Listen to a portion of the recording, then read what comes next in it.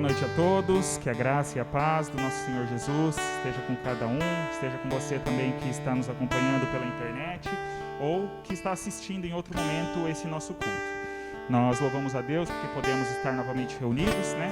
Tivemos aí mais uma lacuna de tempo de 2 semanas sem estarmos presencialmente juntos, porém agora retornamos, né? Esperamos que daqui para frente as coisas caminhem para uma melhora, mas a nossa confiança segue no nosso Deus, né? Mais do que em qualquer política, em qualquer decisão tomada por qualquer governo, por qualquer coisa, a nossa confiança continua no nosso Deus e nós estamos alegres por podermos estar mais uma vez reunidos na presença dEle. Quero convidar você a orar neste momento, colocando a sua vida diante de Deus, consagrando esse tempo, que de fato seja um culto nosso ao nosso Deus. Pai, nós queremos bendizer, exaltar o Teu nome.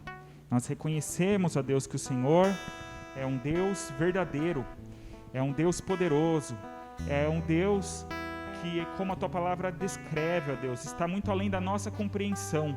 Mas aquilo que nós experimentamos, ó Deus, no relacionamento com o Senhor, aquilo que nós percebemos, aquilo que nós vemos, nós constatamos, ó Deus, que a Tua palavra é verdadeira e ela afirma corretamente muitas coisas a respeito do Senhor.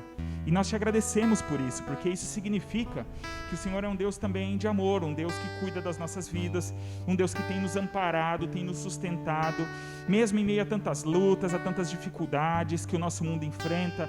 Nós continuamos, ó Deus, seguros no Senhor. Sabemos que, por vezes, a nossa fé pode falhar, por vezes, ó Deus, nós não sabemos como lidar com as circunstâncias, mas quando lembramos quem o Senhor é, a nossa fé em Ti é renovada, Deus. E nós queremos nessa noite celebrar ao Senhor, então, queremos louvar ao Senhor, queremos dizer para o Senhor dessa alegria que existe no nosso coração por podermos conhecer a Ti, por podermos servir a Ti e por podermos, ó Deus, mais uma vez estarmos juntos, reunidos para louvar o Teu nome.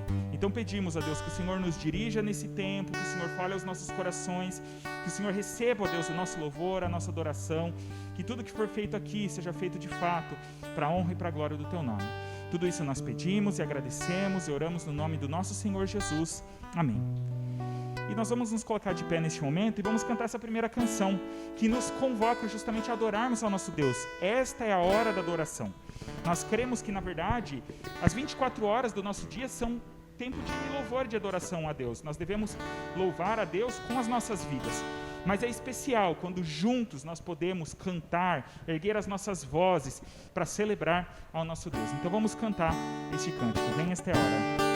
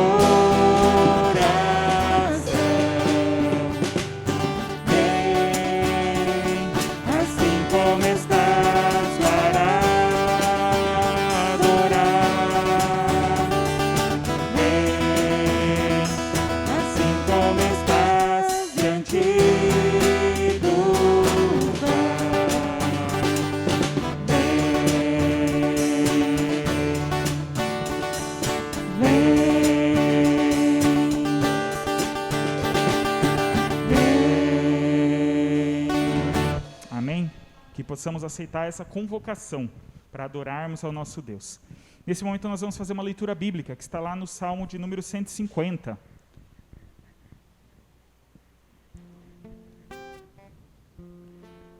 Vai ser projetado e nós vamos ler juntos vamos fazer juntos essa leitura.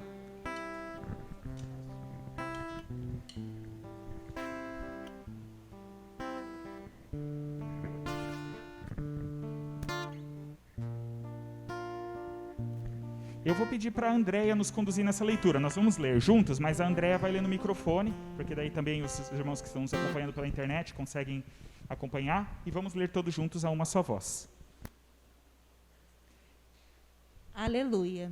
Louvai a Deus no seu santuário, louvai-o no firmamento, obra do seu poder.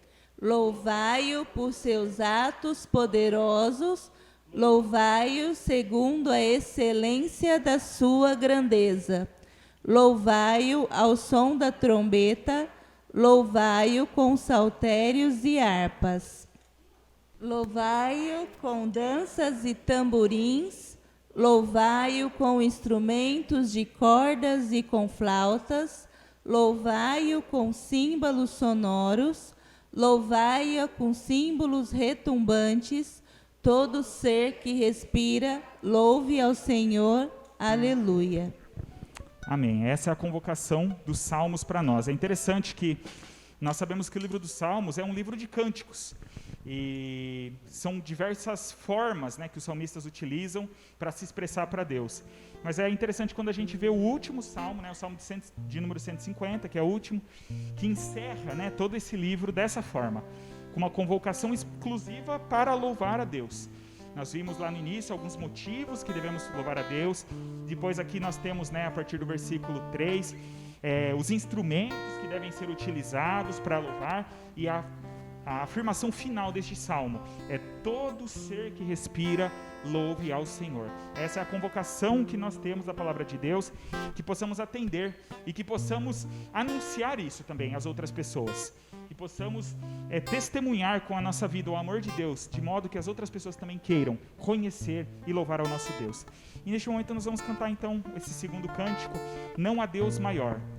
Esse cântico que afirma essa realidade, que o nosso Deus é o Criador, sustentador de todas as coisas, e Ele fez tudo isso para o seu louvor. Então que possamos continuar exaltando o nome do nosso Deus.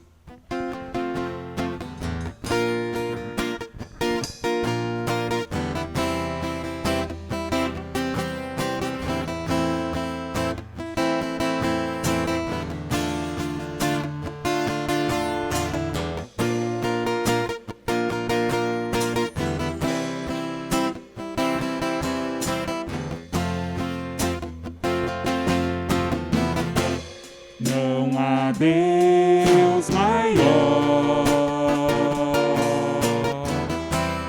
não há Deus melhor,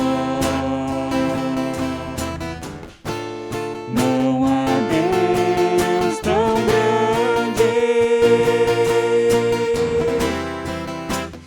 como nosso Deus. Mais uma vez, não há Deus maior, não há Deus maior,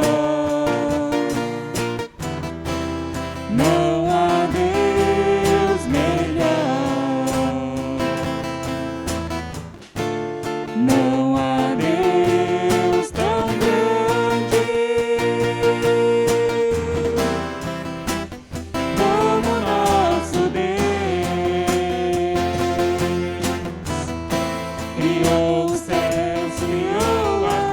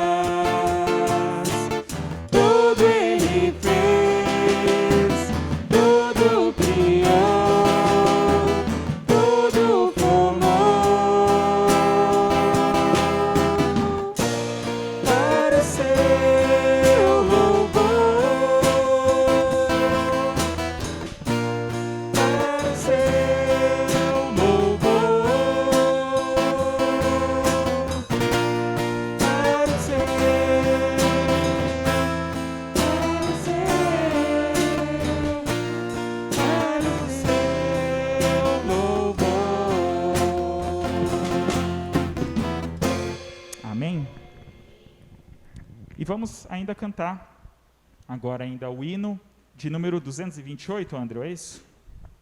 228, a Deus demos glória. E enquanto nós cantamos este hino, os irmãos que vieram preparados para entregar dízimos ou ofertas podem fazê-lo enquanto nós cantamos.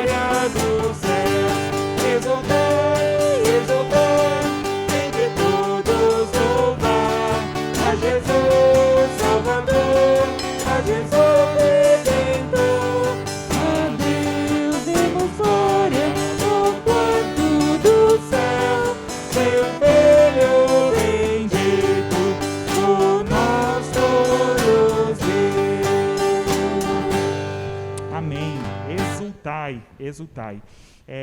O maior motivo, né, que temos para exaltar e exultar ao nosso Deus é que Ele nos deu o seu Filho bendito, por amor a nós.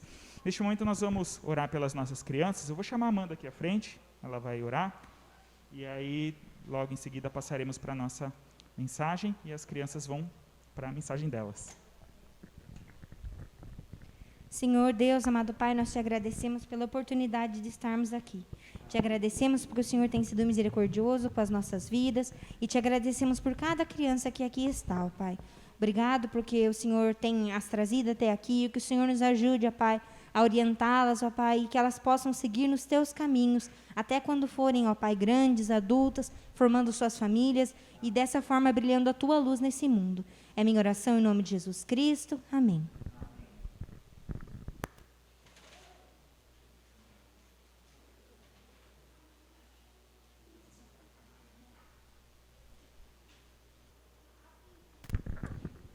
Fiquei muito feliz de ver o Ítalo aqui conosco com a Bíblia, né, que ele recebeu no Natal. No Natal nós presenteamos as nossas crianças com uma Bíblia, e hoje, né, a hora que a gente chegou, a Amanda já anotou, né, ele trouxe a Bíblia. Nós queremos incentivar isso, né, para as nossas crianças, que elas aprendam a valorizar a palavra de Deus.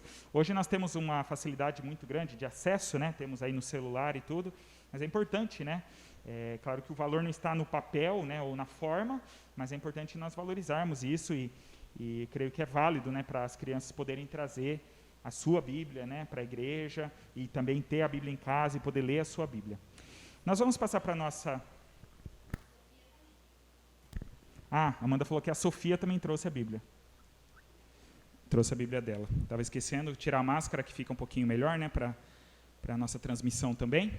O texto está aí que nós vamos refletir nessa noite, então abra aí a sua Bíblia, no Evangelho de João, capítulo 8, nós vamos ler do versículo 2 ao versículo 11, mais uma narrativa dos Evangelhos, uma história, um encontro com Jesus Cristo, uma história muito bonita, e nós vamos pensar um pouquinho no que esse texto tem para nos ensinar, e dei como título, né, para essa mensagem dessa noite, Recomeço. Então, vamos ler a palavra de Deus, João capítulo 8, dos versículos 2 a 11. Diz assim: De manhã cedo, ele voltou ao templo, e todo o povo foi ao seu encontro. E Jesus, sentando-se, passou a ensiná-lo. Então os escribas e fariseus lhe trouxeram uma mulher apanhada em adultério, e pondo-a no meio de todos, disseram-lhe: Mestre, esta mulher foi apanhada em flagrante adultério. Na lei, Moisés nos ordena que tais mulheres sejam apedrejadas. E tu, que dizes? Eles diziam isso para colocá-lo à prova, para terem de que o acusar. Jesus, porém, inclinando-se, começou a escrever no chão com o dedo. Mas como insistissem em perguntar, ergueu-se e disse-lhes: Quem dentre vós estiver sem pecado, seja o primeiro a atirar uma pedra nela. E inclinando-se de novo, continuou a escrever no chão. Ao ouvirem isso, todos foram saindo, um a um, começando pelos mais velhos, e ficaram apenas Jesus e a mulher em pé no mesmo lugar. Levantando-se e não vendo ninguém senão a mulher, Jesus lhe perguntou: Mulher, onde estão eles? Ninguém te condenou? Ela respondeu: Ninguém, Senhor. Disse-lhe então Jesus: Nem eu te condeno. Vai e não peques mais. Pai, nós te agradecemos mais uma vez pela tua palavra, por ter esse acesso tão fácil a ela, e por sabermos, ó Deus, que o Senhor sempre nos fala através da tua palavra. Sabemos, ó Deus, que precisamos da iluminação do teu Santo Espírito neste momento, para entendermos essas Escrituras, e mais do que entender, ó Deus, para que essa palavra possa entrar nos nossos corações e frutificar e fazer diferença e nos transformar.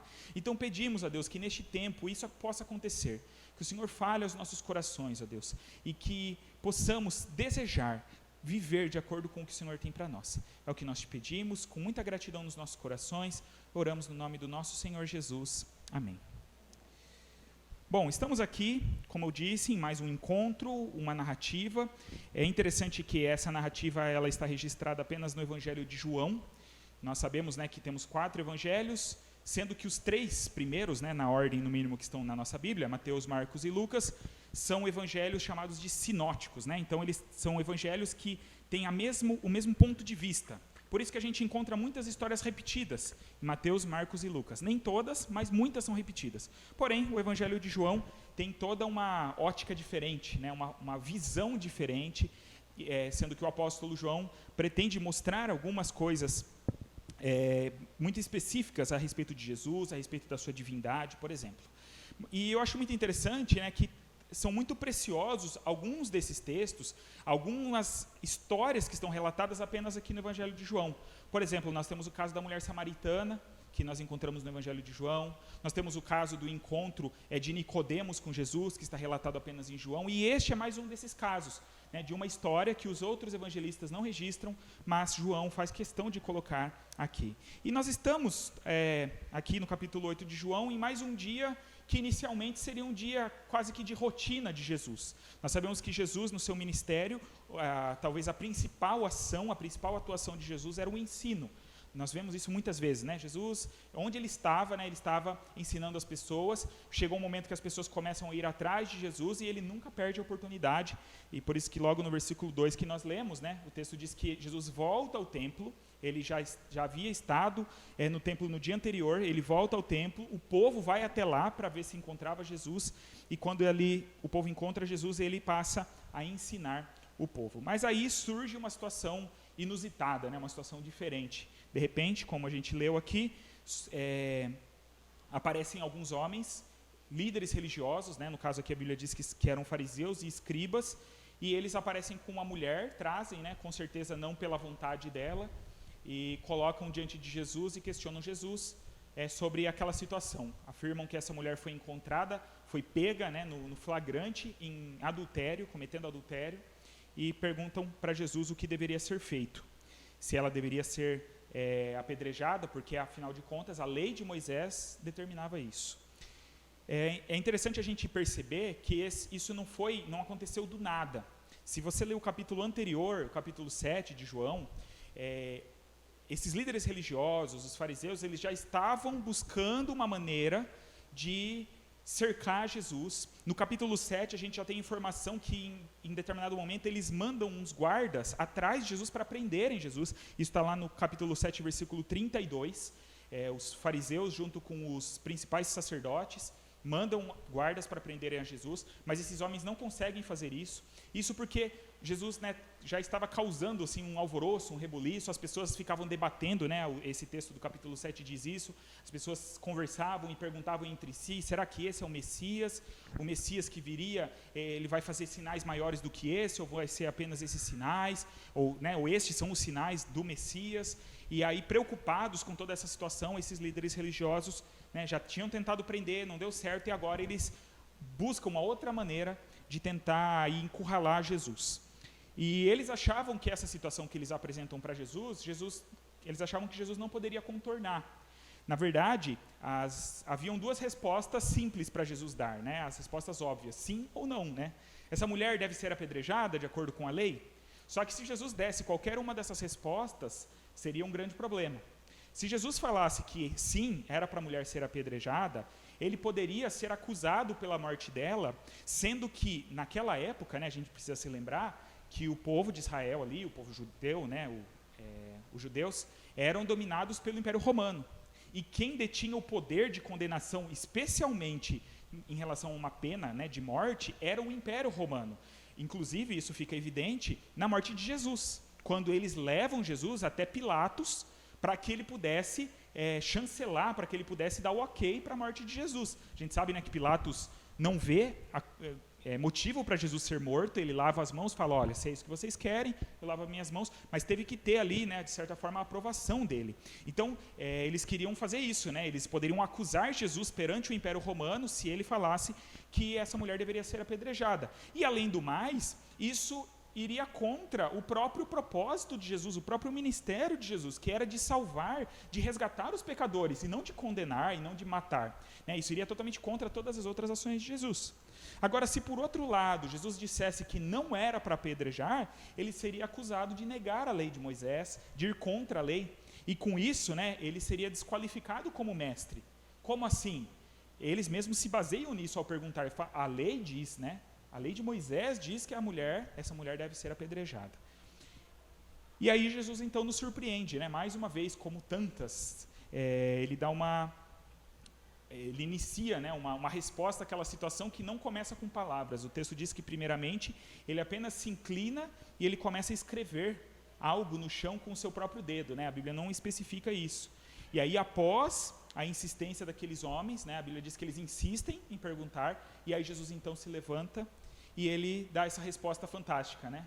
Bom, Moisés mandou apedrejar, então quem está sem pecado, quem não tem pecado, pode começar jogando aí a primeira pedra. E aí e é interessante, Jesus faz isso e volta a escrever no chão.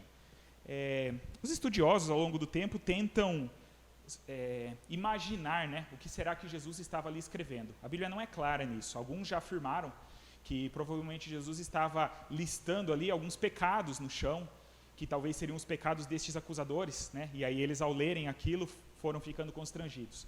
Outros dizem que, na verdade, a escrita em si não tem importância, mas era apenas a forma de Jesus dar tempo, digamos, para eles, né, refletirem, olharem para dentro de si mesmos, né, para os seus corações e perceberem, né, que eles também, então, eram pecadores. Mas, independente disso, né, como falamos, a Bíblia não especifica, então isso não é a questão de maior importância.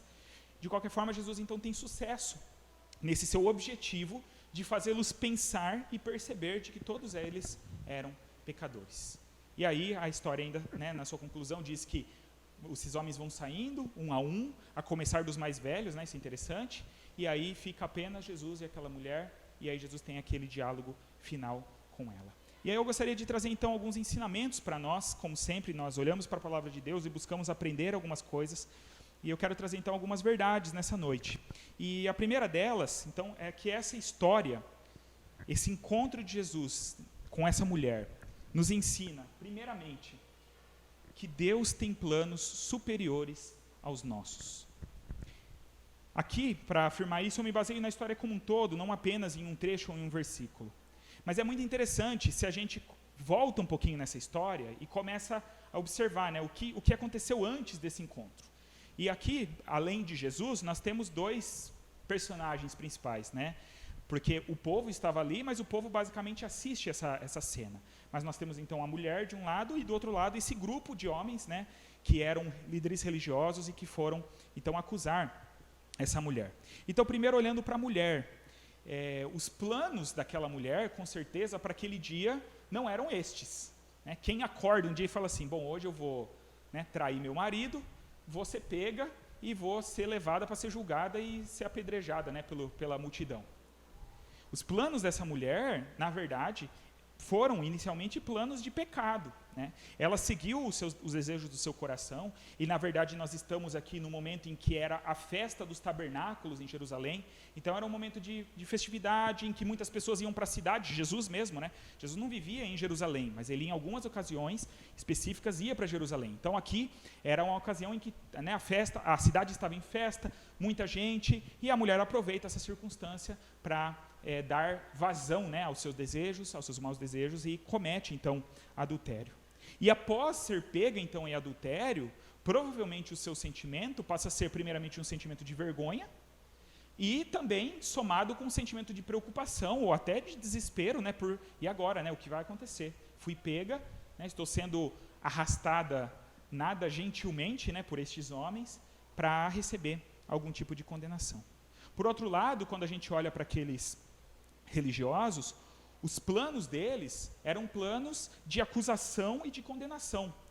Duplamente ainda, essas coisas. Primeiro, em relação à própria mulher. É claro que a gente percebe aqui que eles não estavam tão preocupados com isso. Né? Não é assim, puxa vida, né? Esse pecado que essa mulher cometeu é envergonha o nosso Deus, então nós temos que tomar uma atitude. A gente vê que não é a motivação do coração deles, mas de qualquer forma, né, eles estão acusando ela ali, mas num sentido muito mais importante, muito mais principal, era uma acusação em relação a Jesus, a quem eles queriam incriminar, né?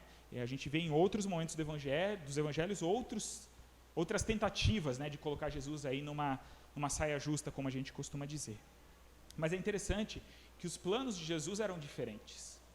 Né? Parece que Jesus nem imaginava, né, que isso iria acontecer. Afinal de contas, ele se levanta, o texto diz que ele vai até o templo, o povo vai até ele e ele está simplesmente ensinando o povo. Mas por trás disso tudo, né, os planos de Deus manifestados ali em Jesus eram muito maiores do que os planos daquela mulher ou do que os planos daqueles homens religiosos. E são os planos de Jesus que prevalecem naquele dia, isso que é interessante. Os planos da mulher não dão certo, porque ela achou que ela ia, né, cometer adultério, né, se ter um tipo de relação ali indevida. Inicialmente ela achou que não ia ter problema. Ela é pega, né, e acontece tudo aquilo, fora o que acontece ainda quando há o encontro com Jesus. E os planos desses religiosos também não dão certo, porque eles achavam que eles iam pegar Jesus, né, e ainda condenar a mulher e ainda poder acusar Jesus. Mas os planos de Jesus sim dão certo.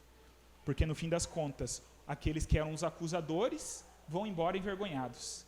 E aquela que era acusada volta embora perdoada. Né? Que reviravolta fantástica. E isso nos mostra isso, que os planos de Deus são muito superiores aos nossos.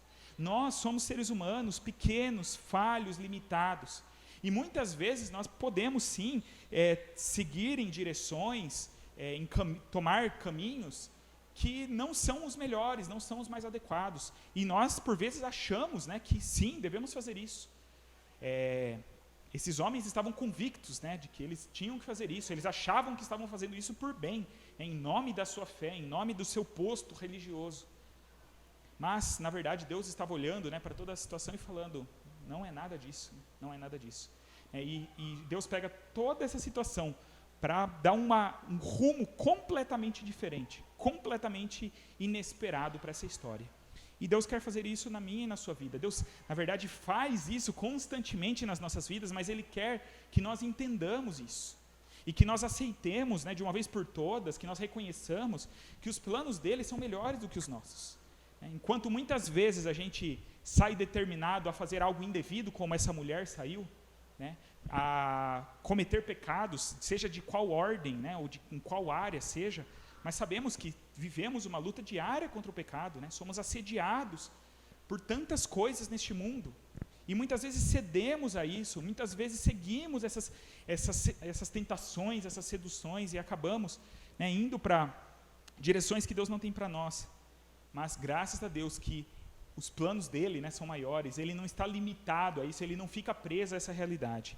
Se não fosse assim, nós estaríamos completamente perdidos, né? Não sei você, mas eu olho para a minha vida e para mim fica claro isso, que se não fosse a misericórdia, a graça de Deus indo à frente, né, suplantando, indo para além das minhas próprias atitudes e muitas vezes das minhas próprias escolhas, eu estaria completamente perdido.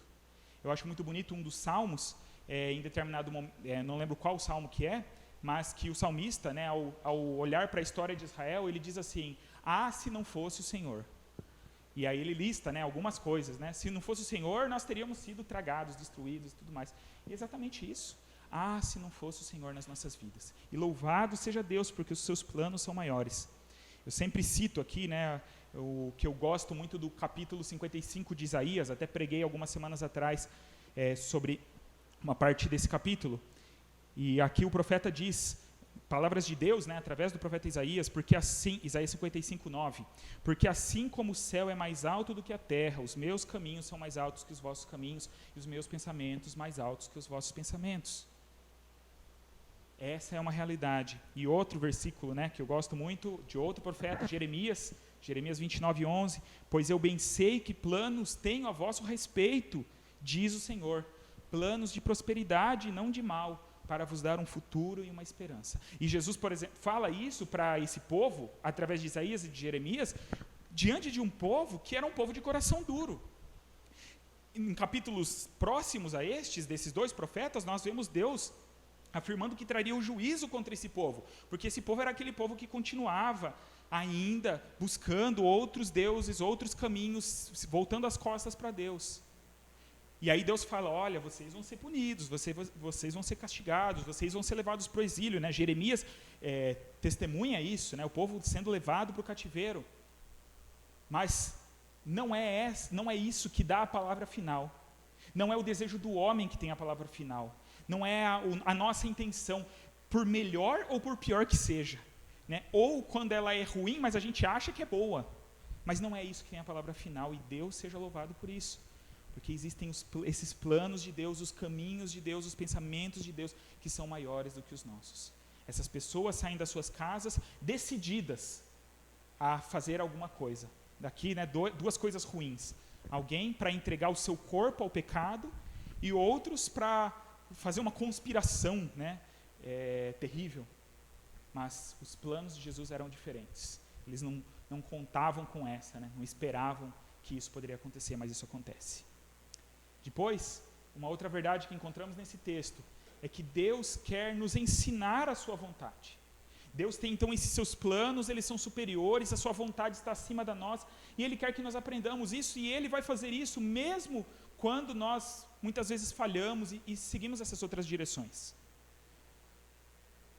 Porque aí no momento do texto, né, em que esses homens insistem com Jesus e pedem uma resposta para eles, Ele traz essa resposta fantástica, que encontramos lá no versículo 7, quando Ele diz, quem dentre vós estiver sem pecado, seja o primeiro a atirar uma pedra nela. Com uma pequena frase, né, aqui, poucas palavras, Jesus não responde mais nada. Ele podia fazer um discurso grande, ele podia falar muitas coisas, ele faz só essa afirmação. Mas com essa afirmação, ele faz essas pessoas caírem em si, entenderem verdades muito preciosas, muito grandes.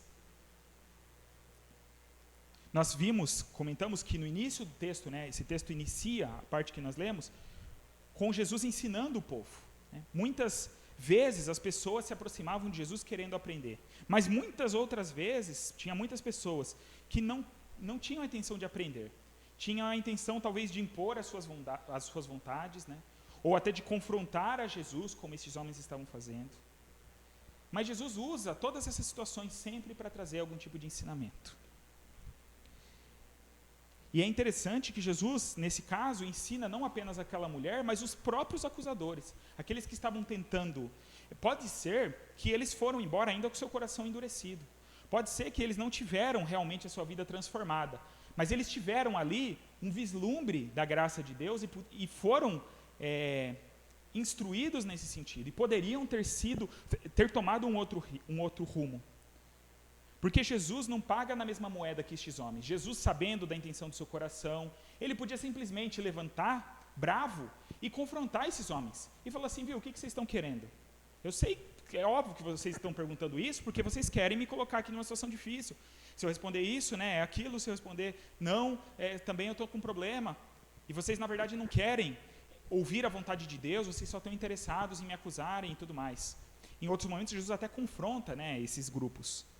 Mas aqui Jesus, ele leva essas pessoas a refletirem, nesses instantes em que ele se abaixa e fica escrevendo no chão, não sabemos o que, ele leva esses homens a refletir. E aí ele transforma aquilo que para aqueles homens era uma questão legal, uma questão de lei, numa questão moral. Era uma questão de consciência. E estes homens percebem que no nível da consciência, todos eles também são culpados. Todos eles também mereciam ser condenados. Então, quem eram eles para apresentar essa condenação? E isso revela a forma como Deus age para conosco, para com toda a humanidade. Paulo, lá em Romanos, um texto tão conhecido que a gente usa tanto nesse contexto de apresentar o Evangelho para as pessoas, Romanos 3, 23 e 24, ele diz, porque todos pecaram e estão destituídos, distantes da glória de Deus, sendo justificados gratuitamente pela sua graça, por meio da redenção que há em Cristo Jesus. Todos pecaram. Todos estão distantes de Deus. Não há ninguém que faça o bem. Não há ninguém que mereça alguma coisa. Estes homens, estavam ali propondo um apedrejamento de uma pessoa, mas se fosse ver, no fim das contas, todos mereciam. E todos nós merecíamos ser apedrejados, sermos crucificados, sermos lançados na condenação eterna. Então, todos são pecadores, mas a graça de Deus está também igualmente disponível a todos. Aquela mulher era amada por Deus e alvo da graça de Deus, tanto quanto aqueles próprios homens. Mas aí o que importa é a resposta que cada um dá a esse convite que nós recebemos. E é isso, então, que deve reger, a partir de então, as nossas vidas, a nossa forma de viver, a nossa forma de nos relacionarmos com as outras pessoas. Quando Deus, com os seus planos, suplanta os nossos, Ele nos ensina, não é por aí. Não é assim. Perceba que esse caminho que você está seguindo não é o caminho que eu tenho proposto para a sua vida. E aí, assim, Deus vai nos ensinando. Deus vai nos mostrando a sua vontade. É interessante, como falamos aqui no texto, que todos saem, vão saindo um a um. E é legal que o texto ressalta que saem primeiro os mais velhos, Começa dos mais velhos, eles vão saindo um a um.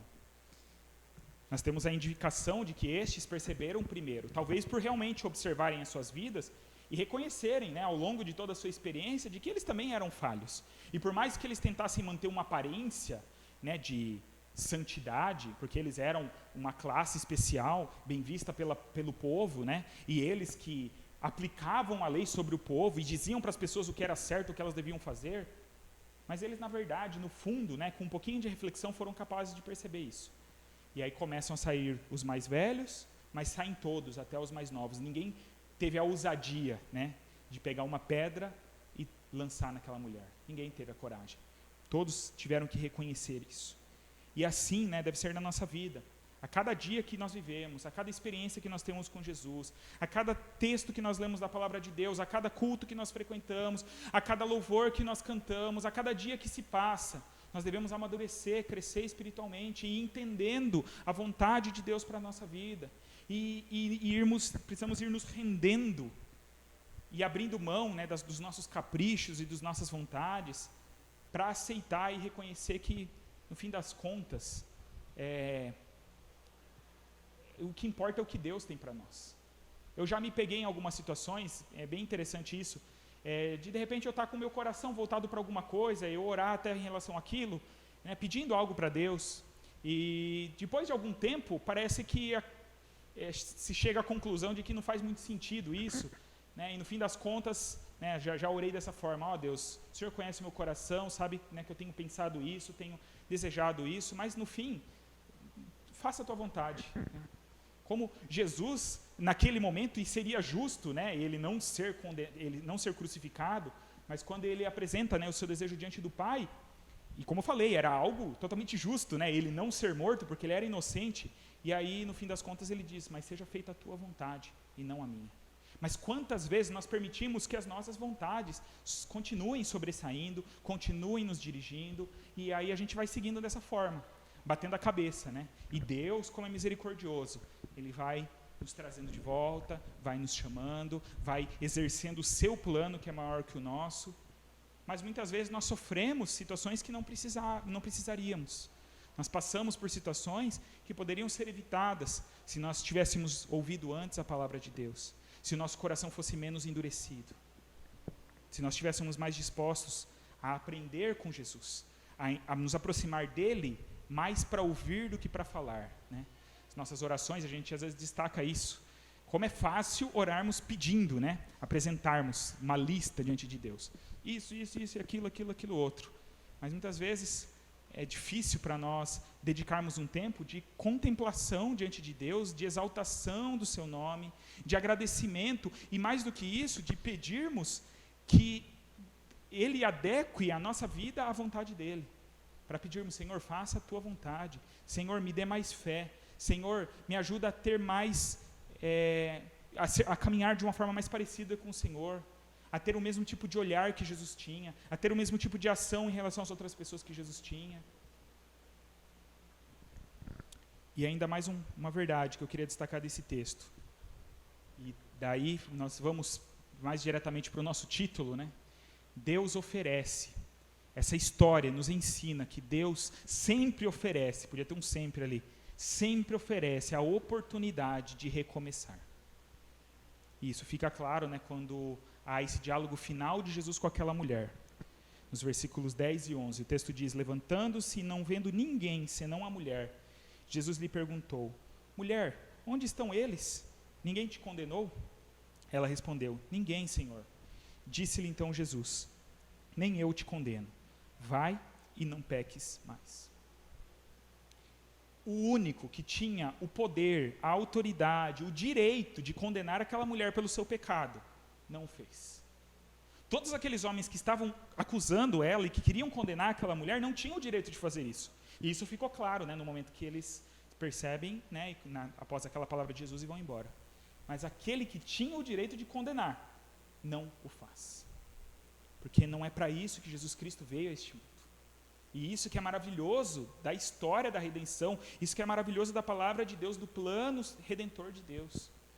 Jesus deixa claro na sua conversa no Evangelho de João com Nicodemos, em João 3,17, né? João 3,16 é o versículo mais conhecido da Bíblia, e logo em seguida ele afirma no 17, pois Deus enviou o seu Filho ao mundo, não para que julgasse o mundo, mas para que o mundo fosse salvo por meio dele. Olha que interessante, este é o plano de Deus. Deus mandou seu Filho, mas não para condenação, porque o mundo, e isso vai ficar claro no 18, né? Porque na verdade quem não crê já está condenado, as pessoas já estão condenadas. Então Deus não veio aqui, né, não mandou Jesus para vir e enfiar o dedo na ferida e falar assim, vocês vão tudo para o inferno, né, eu vim aqui para condenar vocês. Não, é pelo contrário, venham até mim, e vocês podem receber a vida eterna. Bebam de mim, que sou a água viva. Comam de mim, que sou o pão da vida. Eu sou o caminho, a verdade e a vida. E tantas outras afirmações de Jesus, convocando as pessoas a olharem para Ele, para assim poderem ter uma nova oportunidade, uma oportunidade de recomeçar. É um novo começo, né? Por isso que eu destaquei ali, o recomeço. É um novo começo. E começo é começo. Começo não é meio. É isso que é interessante, né? Deus não é simplesmente Ele dá a oportunidade de continuar, mas é de recomeçar. Jesus afirma isso lá, quer dizer, Paulo afirma isso a respeito, né, do sacrifício de Jesus em Coríntios. Se alguém está em Cristo, 2 Coríntios 5,17, se alguém está em Cristo, nova criatura é. As coisas velhas já passaram, eis que tudo se fez novo. Isso é oferecido. E essa também, na verdade, deve ser a nossa postura como cristãos, diante das pessoas. Nós precisamos aprender isso com Jesus, a replicarmos graça, misericórdia, especialmente daqueles que se arrependem do seu pecado, especialmente daqueles que estão buscando E muitas vezes, né, o problema, a gente vê isso recorrentemente, que muitas vezes a igreja, né, de modo geral, os cristãos de modo geral, acabam adotando uma postura de condenação, né, de se colocar num outro patamar e olhar para as pessoas e achar que estão acima. Mas na verdade, né, todos nós só estamos aqui por causa do amor, da graça e da misericórdia do nosso Deus. E isso que é oferecido para aquela mulher naquele dia, é oferecido a nós. É oferecido a mim e a você. Mais uma vez, né? Como eu falei, podia colocar ali o sempre, né? Deus sempre oferece. E aí por isso, né, eu nem tinha destacado, mas por isso que eu coloquei essa imagem aqui, né? A imagem de um caderno, mas sem nada escrito, né? Me marcou muito. Claro que era em alguma questão um pouco mais específica, mas quando eu entrei na Faculdade Teológica de Campinas, em 2012, logo na primeira semana, foi uma semana de adaptação, em que a gente conheceu os outros alunos, conheceu os professores, e uma professora muito querida, a professora Nelma, foi nossa professora de psicologia, ela fez uma dinâmica, e nessa dinâmica ela entregou uma folha de papel em branco para cada um de nós. E ela falou bastante sobre isso, né? Falando, olha, vocês podem saber que nesse período, e não apenas no período do estudo, mas em toda a vida, em toda a nossa caminhada cristã, e no caso ali da faculdade, você está falando sobre a caminhada ministerial, vão haver momentos muito difíceis, vão haver momentos em que a gente tem vontade de desistir, né? Isso para todos nós, na nossa vida. Mas ela falou, eu entreguei essa folha, eu quero que vocês guardem essa folha, e que depois, ao olharem para essas folhas, vocês se lembrem disso, de que Jesus sempre nos dá uma nova oportunidade. E eu guardei aquela folha, né? Eu tenho ela, se eu procurar em alguma das minhas bíblias em casa, eu vou achar essa folha. E foi engraçado que teve alguma ocasião que eu encontrei por acaso, assim, né? Estava folheando a Bíblia, vi aquela folha e na mesma hora veio aquela mensagem. Mas é essa a realidade. Deus nos dá sempre a oportunidade de recomeçar, com a folha em branco. Não precisa pegar um corretivo, né? O Errorex, passar por cima e escrever e ficar tudo. Não. E isso que é bonito, quando então Jesus pergunta para aquela mulher, ninguém te condenou? E ela responde, não, ninguém, Senhor. E ele fala assim, nem eu te condeno, vá. E a gente vai destacar o restante da fala de Jesus, mas ele fala isso, eu também não te condeno, vá. Então, era uma mensagem para aquela mulher que ela não precisaria ir embora carregando a sua culpa. Porque é claro que ela estava ali num momento embaraçoso, num momento triste, num momento vergonhoso, mas ali Jesus libera um perdão para ela entender que ela poderia seguir. O próprio Filho de Deus está falando para mim que Ele não me condena. Tem noção do peso dessas palavras? É algo maravilhoso, é algo libertador. E é isso que Deus nos oferece diariamente. Quando Jeremias, né, no seu livro Lamentações, ele fala que as misericórdias do Senhor se renovam a cada manhã sobre as nossas vidas. Isso que é maravilhoso do nosso Deus. Quando Pedro chega para Jesus e pergunta, né, quantas vezes eu tenho que perdoar? 7 vezes? E Jesus fala, não, 70 vezes 7. Mas isso é porque é o que Deus faz com a gente. Ele nos perdoa, Ele nos oferece uma nova oportunidade. Isso não significa que nós vamos baratear a graça de Deus, né? Então agora eu vou viver de qualquer jeito. Isso fica claro no final da fala de Jesus, que a gente vai destacar. Mas Jesus libera essa mulher de todo o peso que ela poderia ter para carregar. Ela podia ir embora livre, feliz, tranquila, porque Jesus havia absolvido ela da sua condenação. Mas não podemos deixar de destacar que Jesus termina essa fala dizendo, vá e não peques mais. É importante falarmos especialmente nos dias de hoje isso, porque infelizmente a gente sabe que em muitos meios, né, ditos cristãos, tenta se enfatizar apenas um amor de Deus, mas é um amor falso, um amor displicente, né? Um amor assim, que na verdade perde o valor, porque afinal de contas, então agora eu posso fazer o que eu quero, né? Deus, a mensagem é essa, Deus aceita tudo no fim das contas.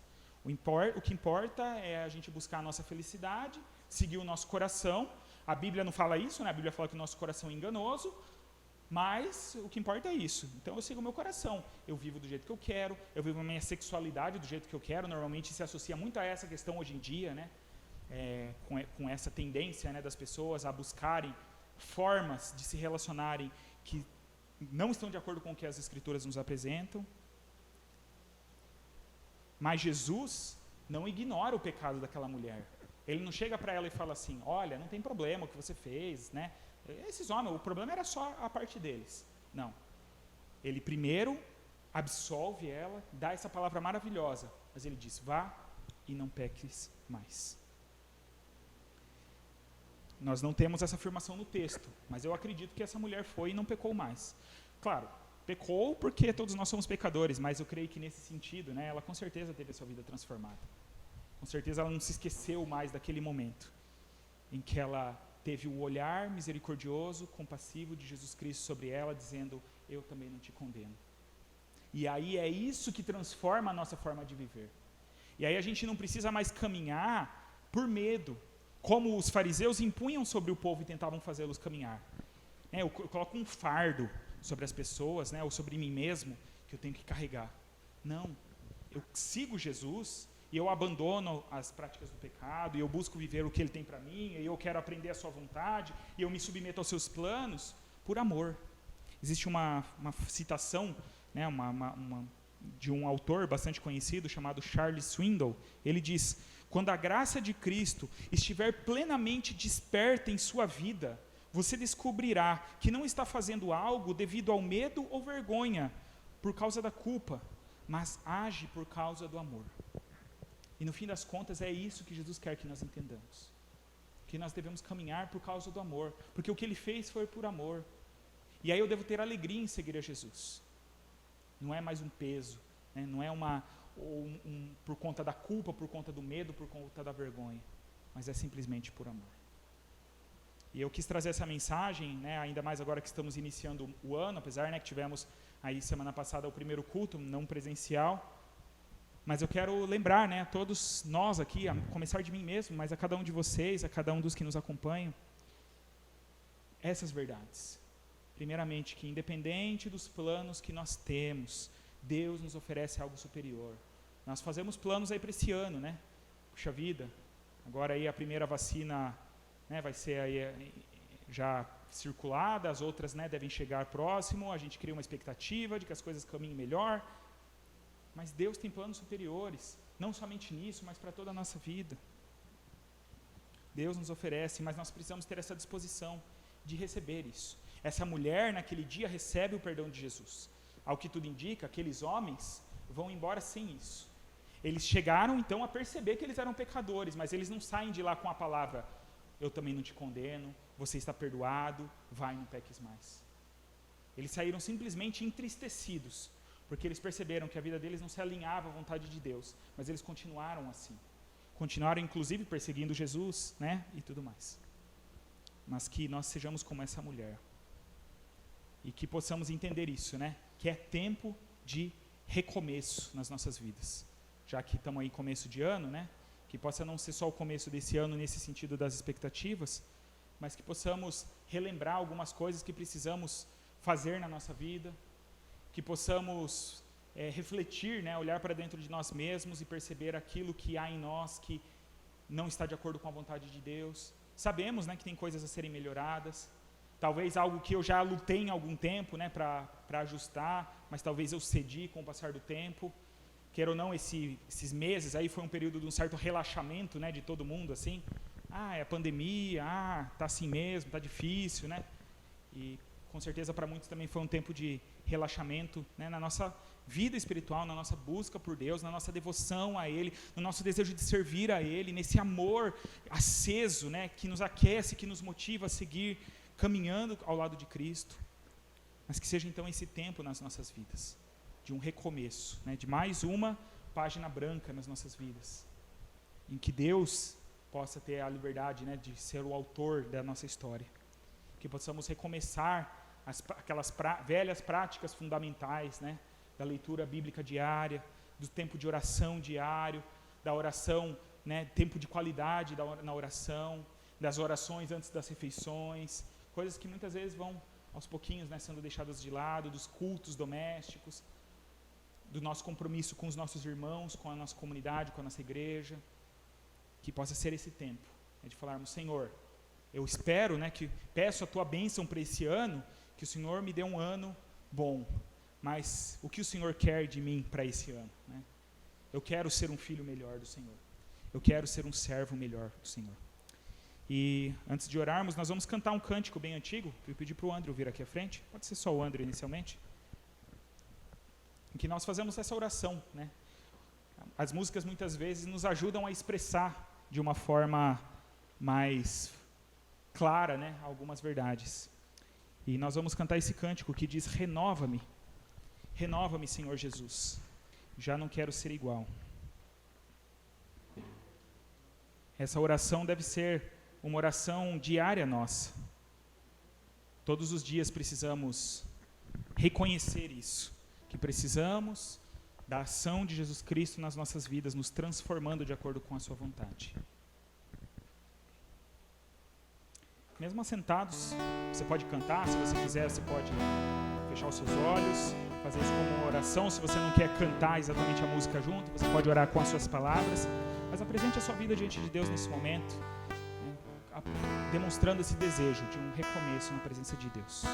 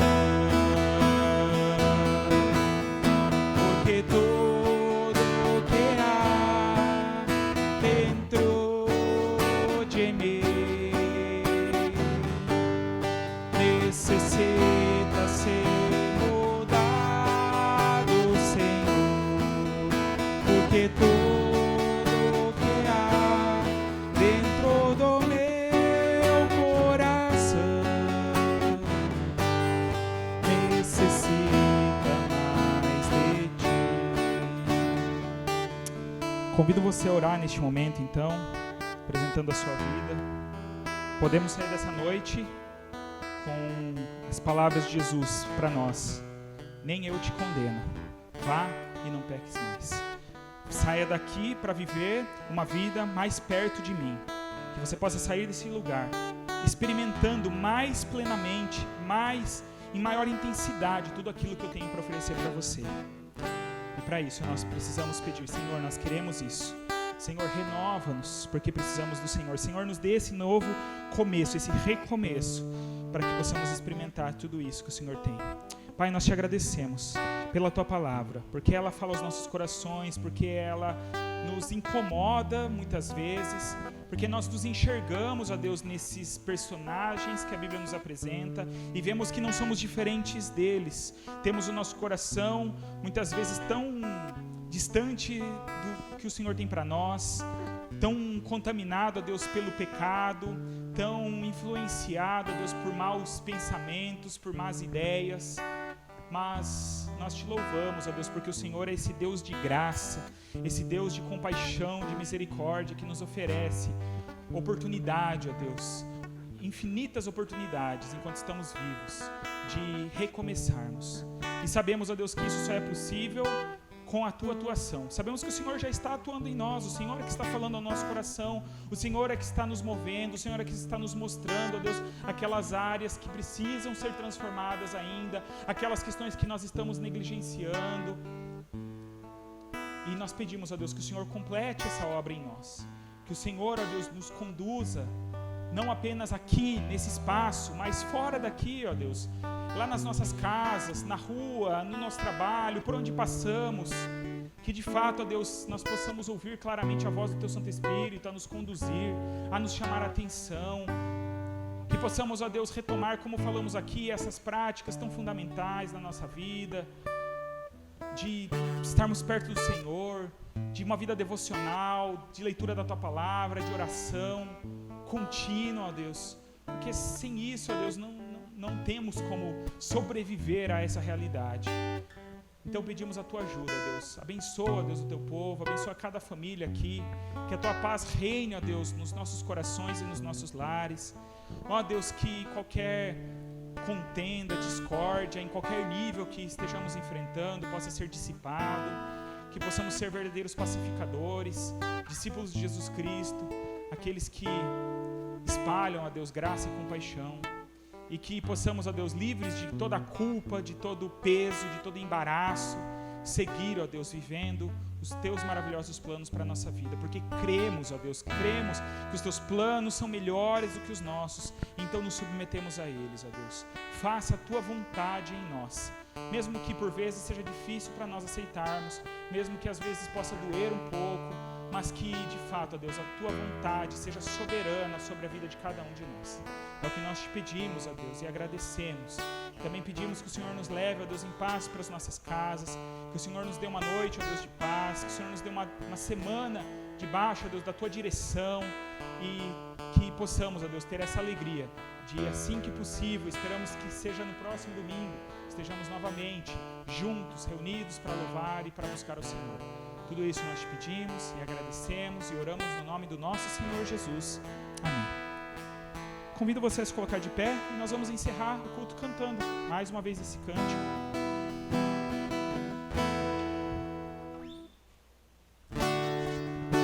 É assim que cantarmos, nós encerramos então.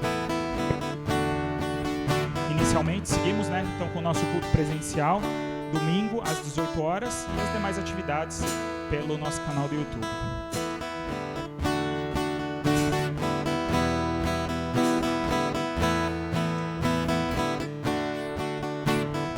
O Carlos pediu para dar um aviso, então, antes de cantar, que a nossa IBD retoma, então, as gravações das aulas. Agora nós vamos estudar uma sequência de parábolas de Jesus.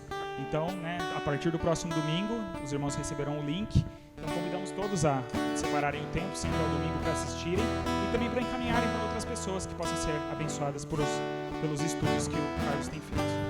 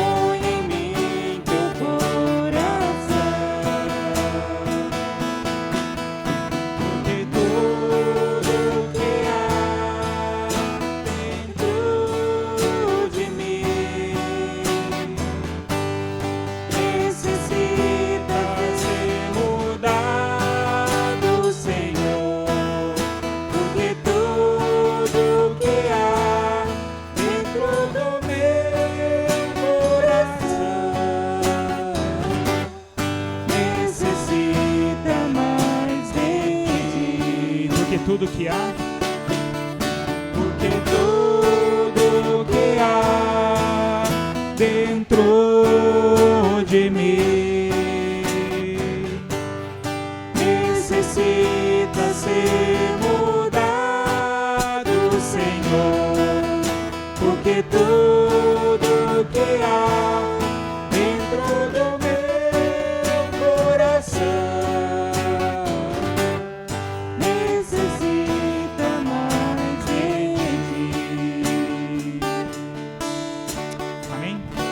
possa abençoar a semana de cada um, que possamos desfrutar de tudo que Deus tem para as nossas vidas.